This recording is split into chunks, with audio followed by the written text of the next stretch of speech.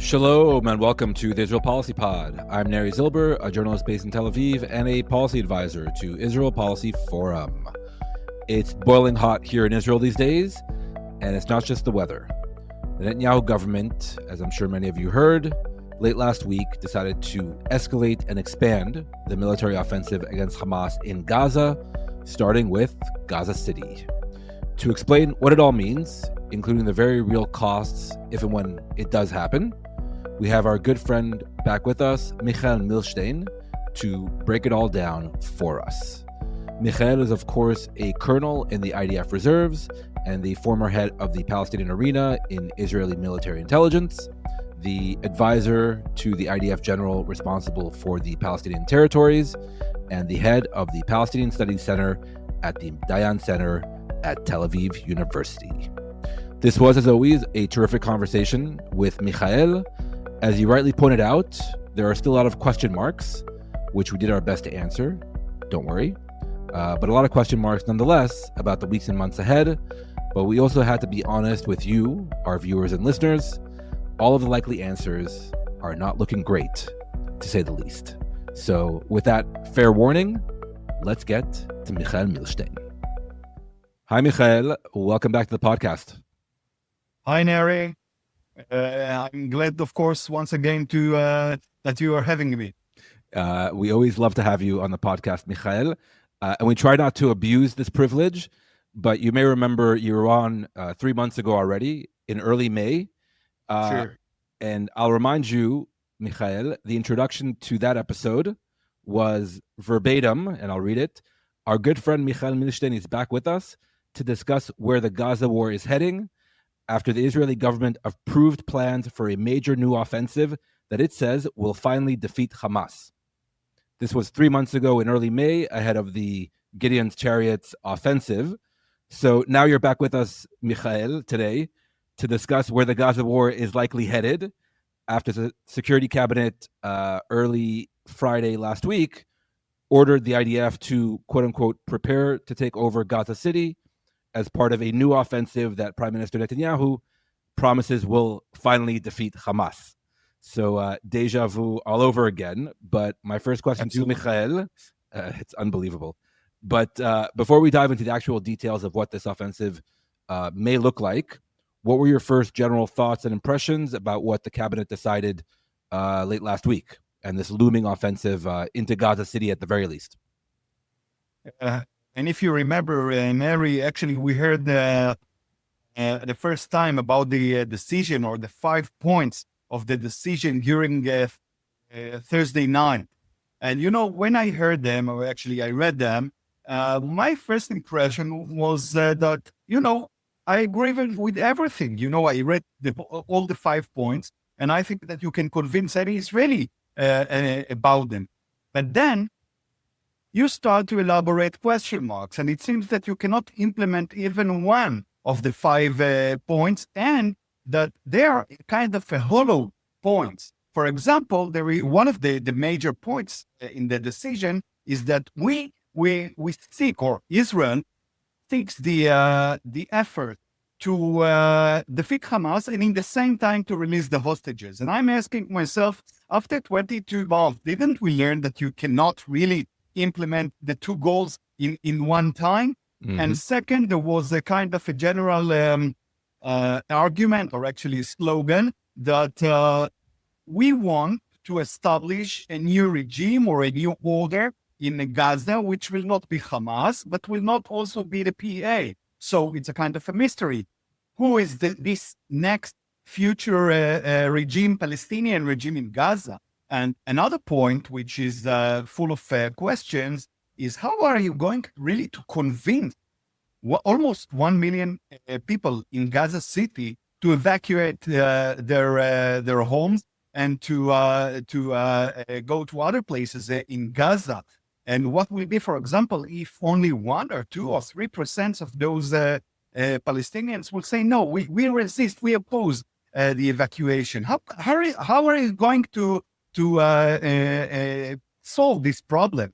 And, I think, Neri, if I'm trying to summarize the question about the impression of the government's decision, is that we are not being or the government doesn't really tell us the whole truth. I mean, you decided to take control or to occupy Gaza City. That's okay, but in the same time, you should explain to the Israeli public what is the price. For example, the security, from the security aspect, from the economic and the political aspect, and we will speak about it during our talk. And once again, I found myself Thursday night in the very sad, deep impression that here in Israel, our government really prefers to rely on slogans and sometimes on fantasies instead of realistic strategy. Because otherwise, you cannot really understand what is the plan or how are you going really to implement all your 5 principles.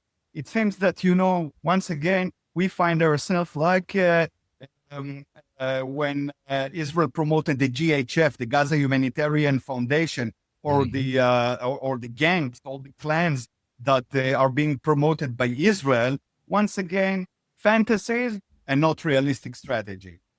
Yes, you and I have spoken at length. I don't want to say for 22 months, but throughout about the gap between Israeli slogans from the leadership and even war plans and the reality of what can be done and should be done in the Gaza Strip.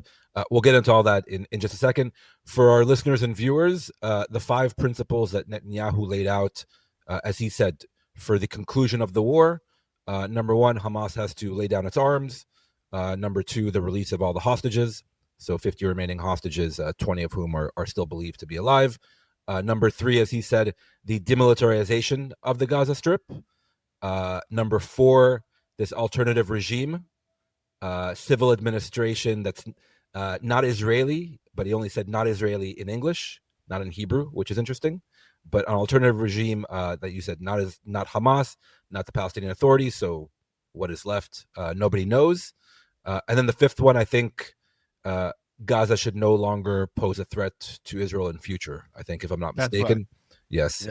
Which we can also... And security control of Israel on Gaza, not direct one, not on the civil affairs, but only on the security level. Right. And as you said, everyone can sign up for that, but it's a question of whether the current trajectory will achieve any of those goals. So we'll get into that debate in just a minute.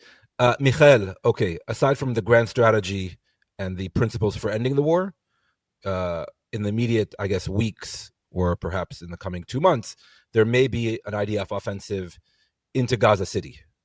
I think that's fair to say. I mean, they've promised so much, although there is maybe one off-ramp that we'll talk about in terms of renewed negotiations. But okay, let's say the government has to make good on these threats and send the IDF into Gaza City. Professionally speaking, from your point of view, what is the time frame the IDF needs to prepare both its forces and, like you said, evacuating the 1 million people in Gaza City, the humanitarian infrastructure outside of Gaza City that needs to be prepared? What are we looking at in terms of just time frame and preparations needed for this offensive? So as you described it correct, Neri, not only a military mission, focused on a military operations, much more complicated mission, because you need also to take care about 1 million people. You need to establish a military regime or a civil administration and take care about the life of 1 million people. I assess, and this is a very cautious assessment, that first of all, you will need between 6 to 8 divisions in order to promote the ground maneuver into Gaza City. And it means that, it's actually much bigger. I mean, the number of the units of the soldiers is much bigger than Israel had a year ago. According to all kinds of assessments here in Israel or IDF will need between 250 to 350,000 soldiers, which means that many reserve army soldiers will be called again to this mission. Michael, why so many soldiers? You're talking not just Gaza City, but the entire strip. Yeah, the state division. But actually, the coming operation is going to concentrate on Gaza City. But once again, you need to remember that inside Gaza City, first of all, there are 1 million Palestinians, almost 1 million Palestinians. According to my assessments, between 10,000 to 15,000 members of the military wing of Hamas, maybe hundreds or thousands of the other organizations in Gaza, and dozens of thousands of members of Hamas. I mean, not members of the military wing, but of all the civil and the political departments of Hamas. And this is going to be a very complicated mission, but because in the same time, IDF also emphasized in a very clear manner that General Zamir emphasized that we want to make sure that no one of the hostages will be hurt by the operation. So it's not a kind of a very limited commando operation. It's something very complicated. And we spoke only about the military as how many soldiers and how many units you will need, but we must understand, Neri, that in the day after, and we mentioned that we will need to Israel will have to establish civil administration from zero in Gaza City. And you need to control 2 million people in total destroyed area. By the way, 2 million people who are full of hostility toward you after this tough war. And, we didn't start to speak about the economic aspect, the financial one, but it's going to cost Israel, I think, something between 30 to 40, even 50 billions shekels, because it seems that after Israel will occupy Gaza, or after Israel will promote this new operation, most of the world, and mainly the donors, the Arab donors, will say to Israel, we will not take part in reconstruction or supporting from the civilian point of view the population in Gaza. You are right now the only responsible for the life of the people of Gaza, and you will pay for that. So, we will find ourselves, if we will implement and finish this operation, with a very heavy price from the military, economic, and also from the international and the regional political aspect. Without a doubt, harrowing analysis, Michael. I wanted to unpack a few things you just said. 6 to 8 divisions for this new offensive. No, between 6 to 8, I meant. Right. Between 6 to 8 divisions. That's a lot of divisions. At the height of the offensive, I think, in late 2023, early 2024, I think there were 6 divisions. Between 5 to 6, yes. 5 to 6, right. So this would be even more than that after 22 months of war across multiple fronts. Where are these soldiers going to come from, Michael?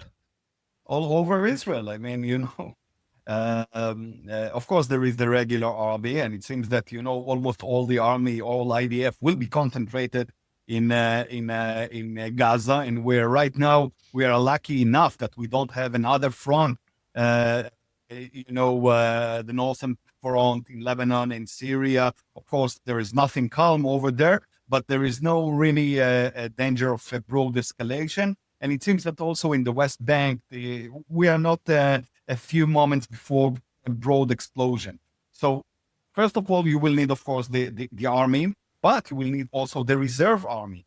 And once again, we speak about hundreds of thousands of civilians who already paid enormous price for the service, for their service since October the 7th. And of course, this kind, once again, enlisting so many reserve army soldiers, this kind of decision has economic and political impact on Israel. I mean, the Israeli market will not be so stable if hundreds of thousands of workers will get actually out of this market for so many months. And once again, we spoke also about the political price.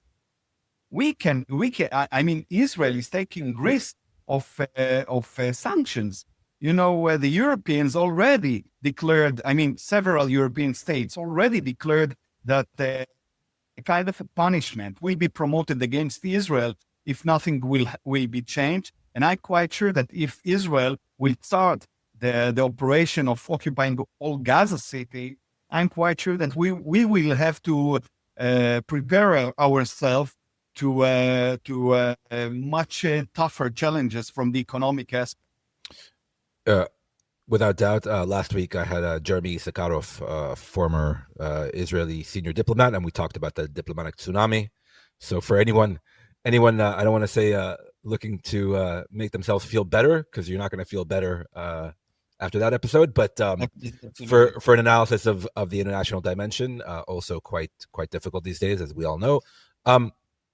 Okay, so I mean, Michael, if and when the government decides to pull the trigger literally on this operation, how long do you think we have until that moment occurs, right? The issue of the time frame. So even, or especially if you need to call up thousands, hundreds of thousands, tens of thousands of reservists, we're still in the August summer holiday with all the kids, but then late next month, Rosh Hashanah and the High Holy Days. Is he going to wait till after Rosh Hashanah? Is he going to do it before Rosh Hashanah? Are soldiers going to be fighting in Gaza City Erev Chag? What do you think? Once again, one big question mark. I assess, once again, Neri, in a very cautious manner, that the preparations will take something between 2 to 3 months. And, there were all kinds of reports here in the Israeli media that the decision that was taken last week relies on the assumption that this operation can be promoted from October the 7th, 25. So we have something more than two months for preparations. Although Bibi said on Sunday that he ordered the IDF to shorten the preparations, that this would happen fairly quickly. I mean, again, we don't need to take what he says at face value, but yes, you're skeptical this can get off the ground fairly there quickly. Are so many other considerations, by the way, professional regarding IDF and his situation right now, but also political and international. So I cannot really assess when exactly IDF will declare we finished all the preparations. We are ready to promote the operation. I assess, Neri, regarding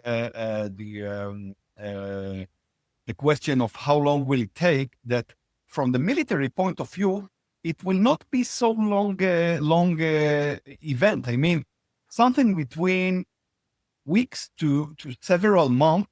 I think that this is the time needed to occupy Gaza City.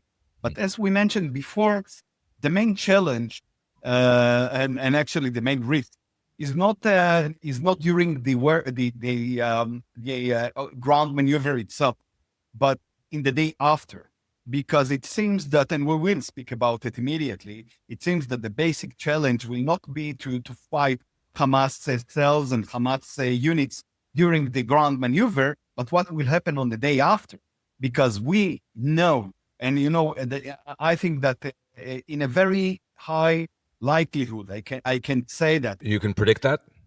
Yeah. That in the day after, we will find ourselves in Gaza facing guerrilla warfare and terror warfare. And it will be very similar to the challenge that the American had in Iraq after 2003. I mean, after Saddam's regime was collapsed, but, the adventure only began after the collapse of Saddam's regime. So, I mean, I guess we're dancing around the major question, and this is the major question on literally everyone's mind here in Israel and everywhere else. So when Netanyahu says, okay, this is the final battle with Hamas, and we're going to go into Gaza City, and then we're going to go into the central camps, Deir el-Balach, Nuseirat, these remaining, 3 enclaves, basically, that are not controlled by the IDF, and we're going to eliminate Hamas, we're going to destroy Hamas. What does that actually mean? Is it every last person with a Kalashnikov? Again, how do you measure total defeat of Hamas, elimination of Hamas? I mean, a guerrilla warfare insurgency is almost a given, but can that be eliminated, defeated, or how long will it take too? Yeah, it's not the first and not the second time that we will use the term question mark. We don't really know. I think that, and this is my personal assessment, Neri, that if Netanyahu is serious enough, and if Netanyahu is really eager to occupy all Gaza, but also to stay in Gaza, so he will be very close to the implementation of the basic goals of the war. I mean, erasing the governmental and the military capacities of Hamas. But on the same time, and here I think that the government doesn't really speak with the public in a very frank manner. We will not release the hostages because Hamas will not be ready to wave a white flag and to release the hostages only because of a broad ground maneuver and even existential threat because of the Israeli operation. And it seems to me that, once again, in Gaza, and here we need to describe things in a very accurate manner. Of course, Hamas is not the same Hamas. I mean, the same Hamas of October the 7th.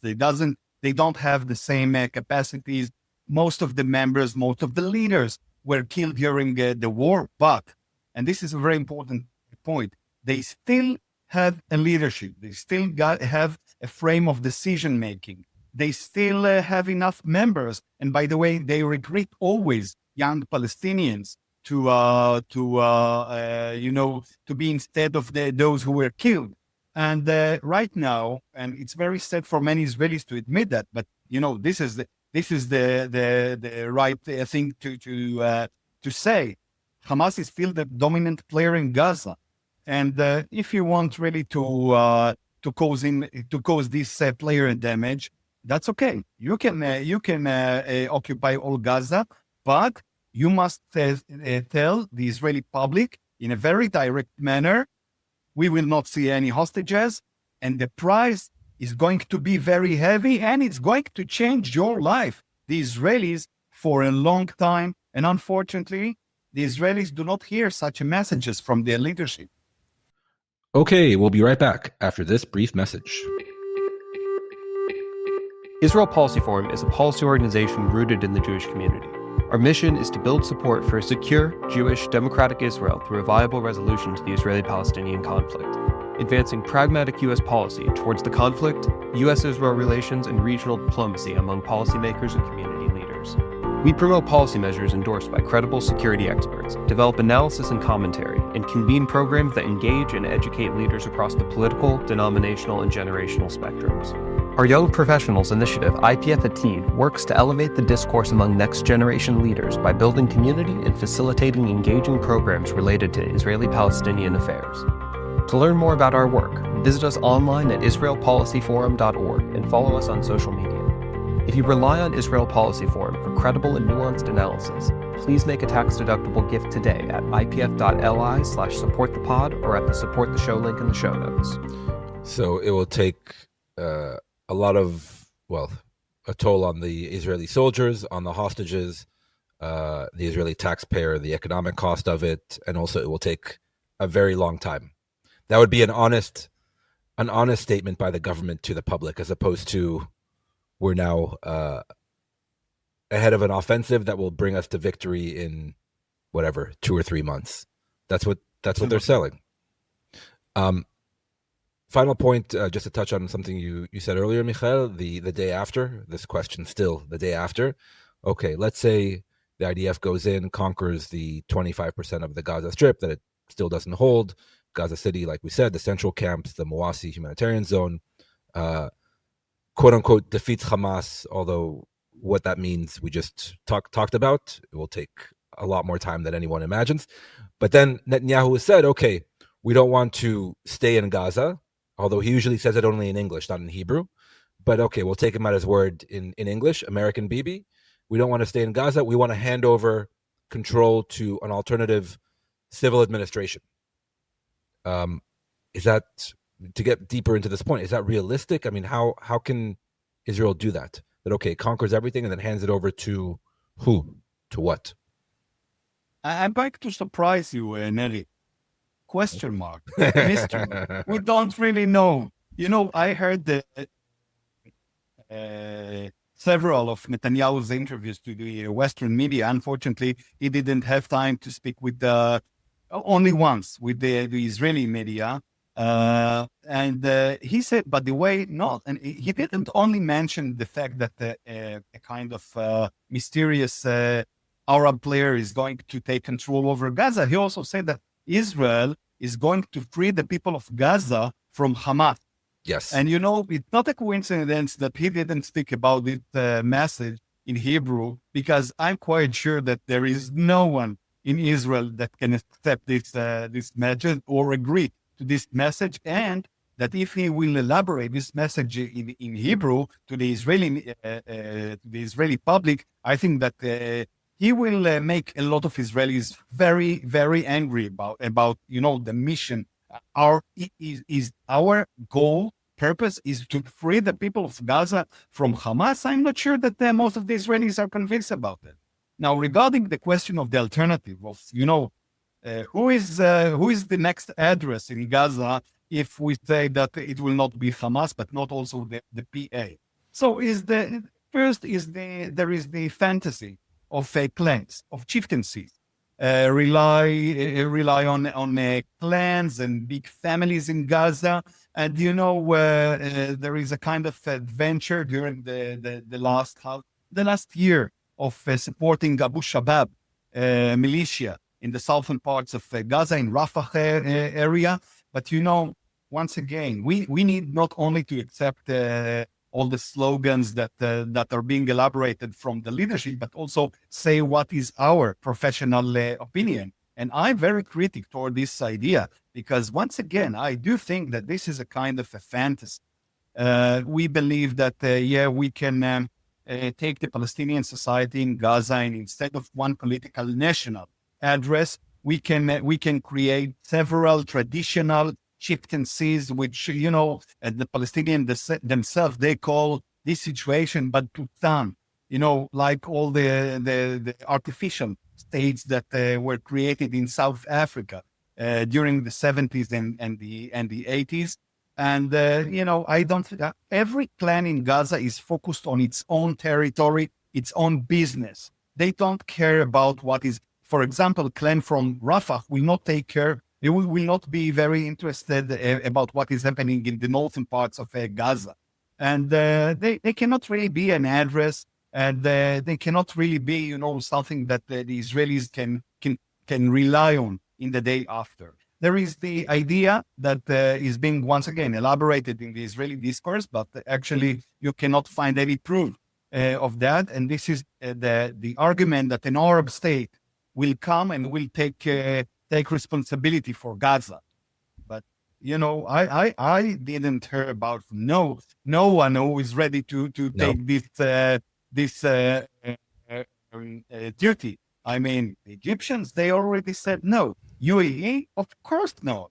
So, and especially not without a role for the Palestinian Authority and some kind of diplomatic process vis-a-vis, I guess, the Palestinian Authority, but also the bigger picture of Palestinian self-determination. Exactly, absolutely. And, there is also a kind of a rumor, Neri, about Daflan, Mohammed Daflan, that right now he lives in the UAE. He's very close to MBZ, Mohammed bin Zayed. But I'm not sure that he's powerful enough to take control over Gaza, that he's popular enough to be the new ruler of Gaza. So once again, we find ourselves, Neri, in a kind of quite, I will be very gentle. It's a kind of an old situation with no strategy and no plans for the day after, and a lot of illusions and a lot of slogans, but not realistic strategy. So this is a formula for disaster. Unfortunately, we are taking a jump into this disaster, and we know that. We are fully aware of that. Well, some of us are fully aware of that, like the IDF and security chiefs, like, I guess, a big proportion of the Israeli public and a big proportion of the international community. We'll get to that in just a second. With regard to Mohammed Dakhlan, obviously the former security intelligence chief in the Gaza Strip under Yasser Arafat in the Palestinian Authority. He's now been living in exile from the Palestinian Authority in the UAE for many years, close advisor to the Emirati leadership. But I was told by someone who knows about these things that Dakhlan has a very nice life in the Gulf. I don't think he and his people are going to volunteer to return to what is left of Gaza to rebuild it. Again, he may play a role either politically or financially, but from afar, remote control. And by the way, Neri, he has a lot of rivals in enemies in Gaza, because he is considered by many people in Gaza, by the way, not only Hamas, but many Palestinian citizens, as the prominent responsible for many violent events that took place between the years of 2006 to 2007. There was a kind of a civil war between Fatah and Hamas. In the year before, Hamas took control by force over Gaza, and Fatah and Dakhlan, they were responsible for the killing of many Palestinians. So, I'm quite sure that he's aware that if he will return to Gaza, there will be a lot of Palestinians who would like to take revenge of him because of all the horrible things of the past. Yeah. Palestinian politics being Palestinian politics. Also, Dakhlan and his men unfortunately lost that civil war in 2006, 2007, and the people of Gaza and all of us here in Israel have been dealing with the consequences for, 18 years now, that Dakhlan and the PA lost Gaza to Hamas. Circling back, Michael, to the criticism of this of Israeli government and Netanyahu plan, there was an alternative option floated by the IDF and Chief of Staff Eyal Zamir for something a bit more limited. It's like, okay, we're going to expand the offensive against Hamas in Gaza, but basically instead of going all in into Gaza City and these other territories, we want to encircle Gaza City and wage this war of attrition against Hamas, targeted raids, targeted airstrikes. This was the alternative option presented by the generals in the Security Cabinet meeting last week. The Security Cabinet rejected that option, said it wouldn't lead to victory over Hamas, wouldn't lead to the release of the hostages. What did you think personally of this alternative option presented by the generals? Well, it's I read about it, and it seems to me that it's more the same like the current situation. It's something in between, which doesn't really bring us to a very clear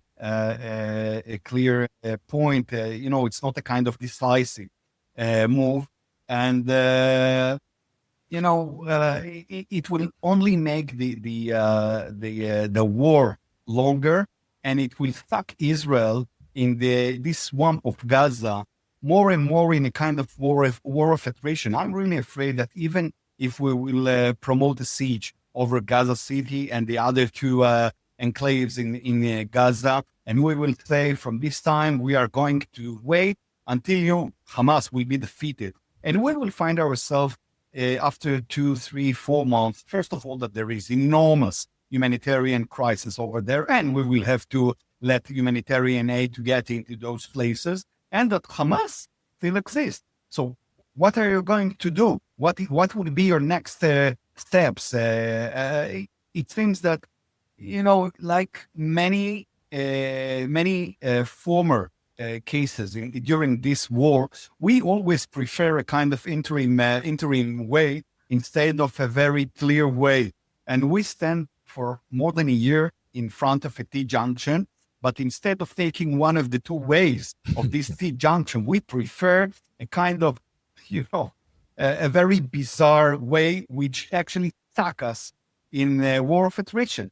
So I really believe that any kind of alternative to the idea of occupying Gaza City or all Gaza will not be really much better than the idea of taking control over all Gaza.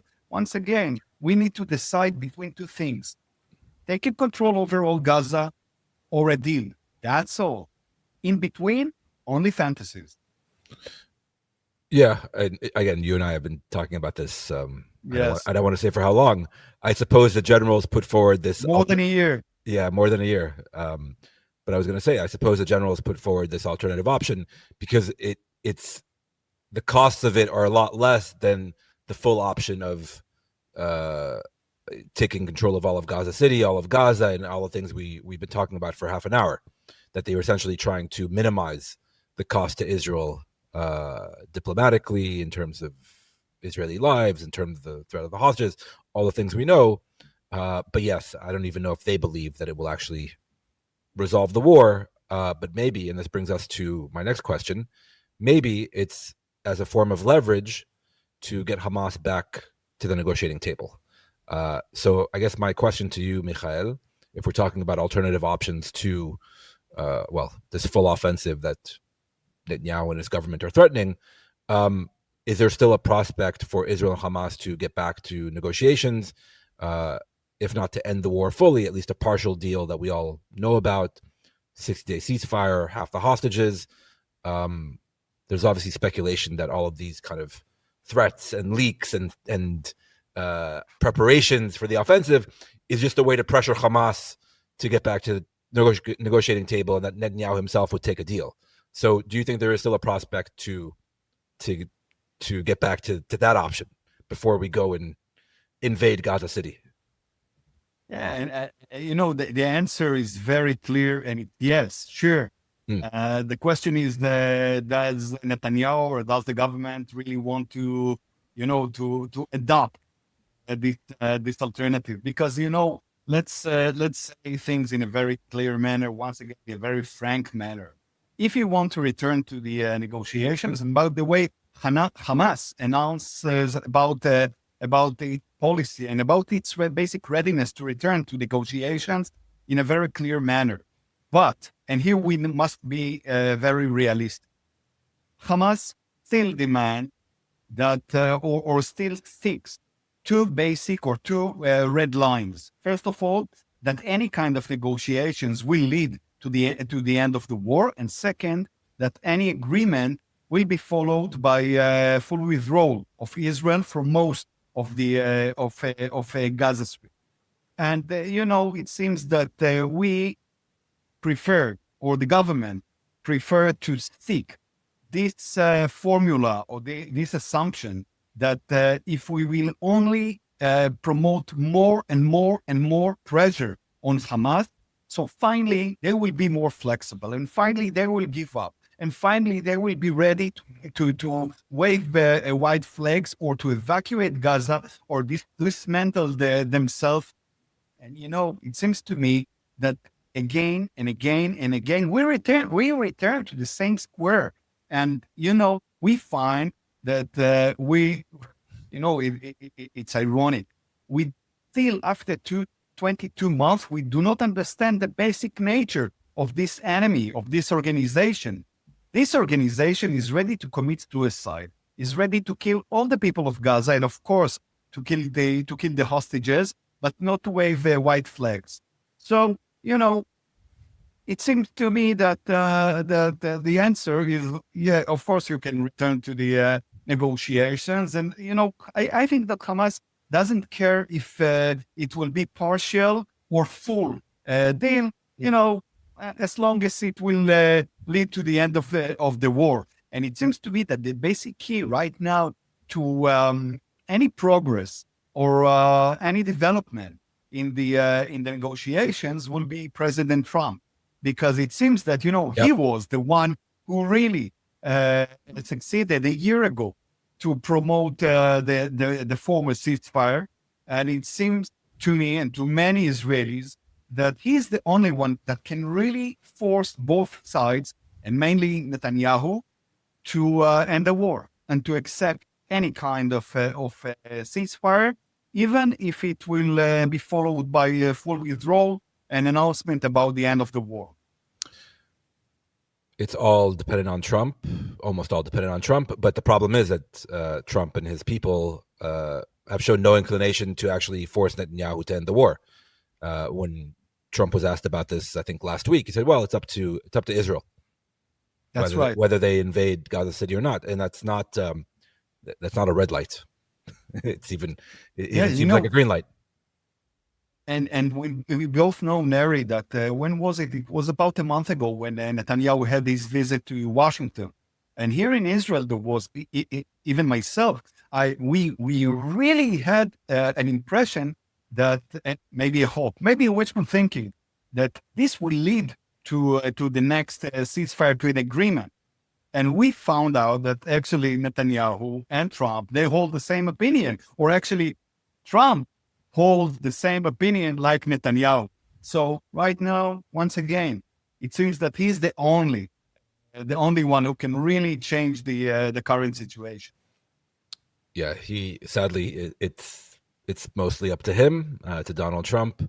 But I think he also has been led to believe that with a little bit more pressure and a little bit more force, that they can get Hamas back to the negotiating table and make them capitulate, make them surrender. And like you said, for 22 months, it's not that people don't understand it, it's that people here don't want to understand that will almost certainly not happen.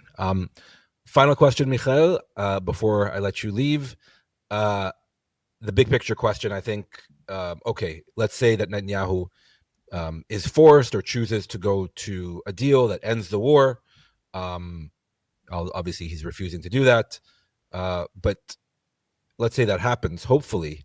The argument you hear from Netanyahu and the reason why he refuses to do that is because he says that if Israel ends the war now, before Hamas is, quote unquote, totally defeated, that the next October 7th is only a matter of time. Basically, it's like a black or white proposition, 1 or 0.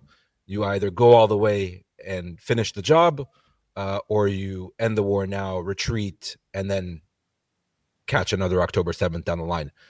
Professionally speaking, what do you think about that argument put forward by Netanyahu and his government and his supporters, that everyone who says that the war needs to end in whatever shape or way or fashion is a defeatist that will pave the way for another massacre? Well, I think that Netanyahu's analysis is right. I mean, it's not something that I can argue that you elaborate all kinds of fantasies. They will never try to commit once again October the 7th, not at all. But I think that this answer is quite biased and actually partial answer, because Neri, when you check the other front that Israel had during the current war, I mean, since October the 7th, this argument of we will not let the Nazis, Hamas, to be once again on our fence, and we will eradicate them from Earth. You do not implement the same argument to the other fronts. For example, in Lebanon, there is a kind of ceasefire. Your wish is not to eradicate Hezbollah from Earth, and also in the West Bank and regarding Iran, which I consider as the basic challenge, the basic mission, the basic threat for Israel. So I'm asking myself, why do you need to be so dogmatic and so tough when it comes to Gaza? And of course, there are political and ideological considerations mixed in the current policy about Gaza. And I think that we once again return to the T junction. And then I think that, or I expect that the government will be frank enough to say, okay, we adopted, or we prefer taking control over all Gaza and stay in Gaza. By the way, there are some members of the government who announced that their vision is not only to control Gaza, but also to evacuate the people of Gaza. Very similar or what they translate as Trump's vision, and also to reestablish the settlements in Gaza. But please, only tell us in a direct manner what are the prices? I mean, the economic, the isolation, the sanctions, the internal rift that will be developed, and of course, the fact that there are no hostages. You cannot release the hostages if we will take their full occupation. Or we can adopt the other option, which is the deal. And we are not naive. We know that if Israel will prefer the agreement, it means that we will have to announce about the end of the war, and we will have to commit almost full withdrawal from Gaza. Maybe Hamas will be relatively flexible regarding the perimeter, the territory, around the borderline between Israel and Gaza. And I think that if Israel will adopt the same policy, like the policy that is being promoted in Lebanon since the end of 2024, I mean, that, okay, there is a ceasefire, there is an agreement, but every time when you recognize a violation, when you recognize any plan to attack Israel or to smuggle weapons into Lebanon, you attack.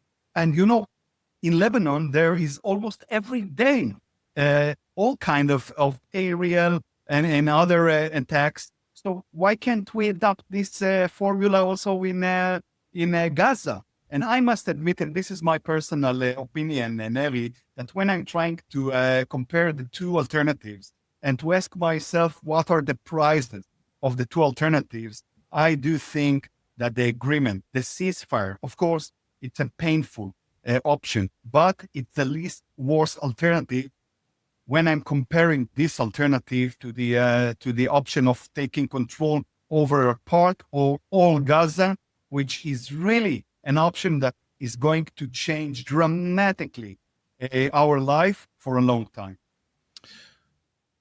I don't have anything to add, Michael. I think you put it really, really well. The cost versus, the current trajectory. It boggles the mind, and hopefully either Donald Trump or some other outside power ends this war before things get worse. Again, we can only hope, and to get the hostages out, of course. With that, Michael, thank you as always, and hopefully when you come on in another 3 months, there isn't another threatened Israeli offensive that this time, for real, will actually win the war and end the war. Hopefully they don't try to sell the same rhetoric and theory to us 3 months from now. So let's hope. Let's hope. Take care. Thank you, Neri. Bye. Goodbye. Okay, thanks again to Michael Milshtein, as always, for his generous time and insights. Also, special thanks to our producer, Jacob Gilman, and to all of you who support Israel Policy Forum's work. Do consider making a donation to Israel Policy Forum so we can keep being a credible source of analysis and ideas on issues such as these that we all care deeply about, including this podcast. And most importantly, thank you for listening.